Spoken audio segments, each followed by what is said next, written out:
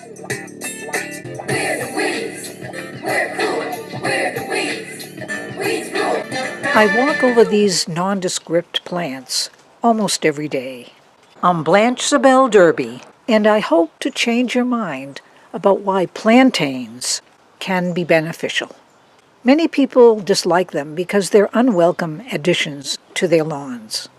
You don't have to go too far to find them.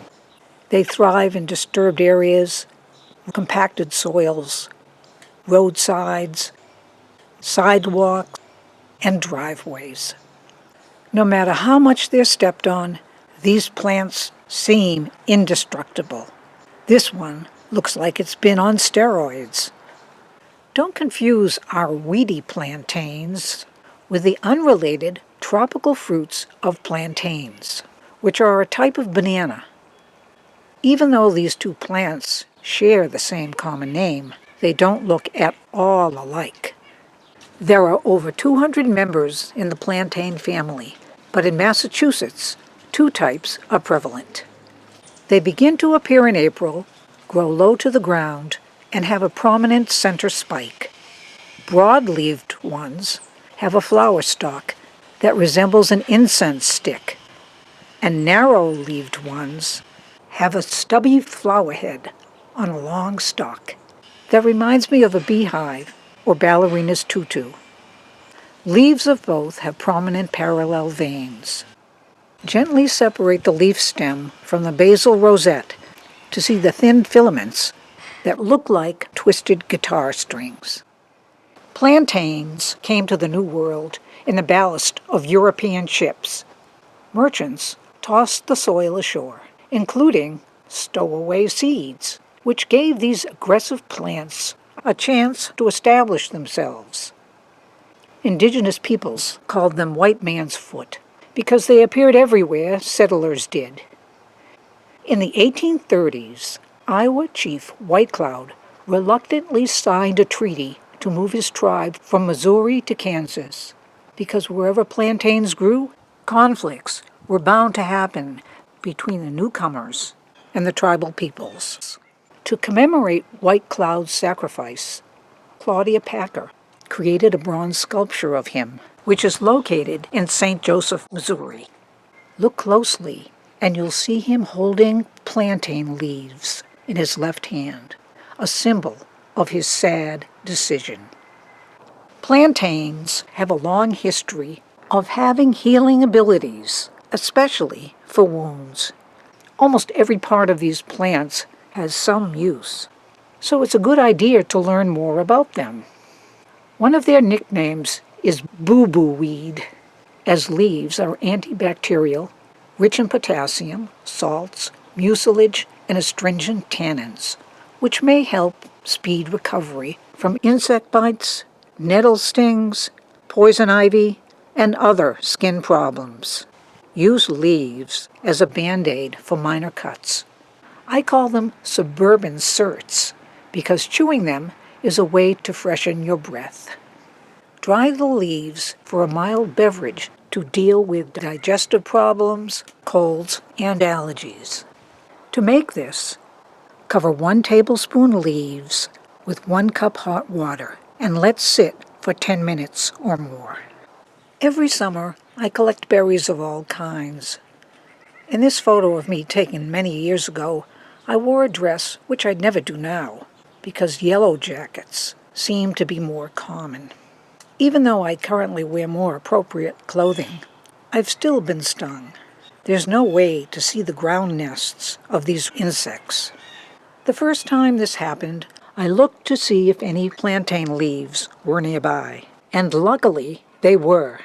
In this reenactment, I show how I gently chewed, then applied them to my bite, which brought me instant relief from the pain. If a spit poultice isn't appealing, rub leaves between your hands to release their juices. Before I go into an area where there might be stinging insects, I pick several plantain leaves and put them in my pocket to have some readily available. Another solution is to carry a plantain ointment made by a reliable herbalist. These are just the right size to carry around. Although plantains are considered more medicinal than culinary, some parts are edible. Don't worry about misidentification, as they don't have any poisonous lookalikes. These are so large and tempting, but where are they located? Next to this dumpster. Guess I'll pass on them. Avoid heavily traveled or sprayed areas. Problem is, that's where they're usually found, like this plant growing next to a sewer. So, if you decide to eat them, be careful of where you harvest. Pick the tender leaves from the center of the plants before flower stalks appear. They taste mild. Put a few in salads or soups with other more tasty veggies. To make broadleaf plantain chips, use larger leaves, as smaller ones shrink down too much. Wash and pat dry the leaves before dipping them in olive oil. Sprinkle with a small amount of nutritional yeast, salt, garlic powder, or spices, and put them in a 250-degree oven for 10 minutes. Watch carefully. They burn easily. Young narrow-leaf plantain buds appear in May. I added these to this brown and wild rice dish. Young green flowering spikes of the broadleaf varieties appear later in mid-June. Sauté them with other vegetables in butter and garlic for a few minutes. I also put some of the more flexible stalks in salads. Later on in the season, look for the seeds. This group gathered at the end of July is just starting to develop. They're mostly green and not ready. The edible seeds are covered by husks. These are a favorite food for wild birds. Wait until late September to collect mature seeds. Gather them from the broadleaf variety when their husks turn brown. I went outside to strip them from their stalks. I put my hand at the top of the stalk and pulled down to release husks onto a flat plate. Then winnow the husks away from the seeds. Blow on them or press on the husks between your fingers to loosen the seeds. These are tiny. It's too much work for such a minuscule result. I used a few to sprinkle onto a cucumber salad. They don't have much taste.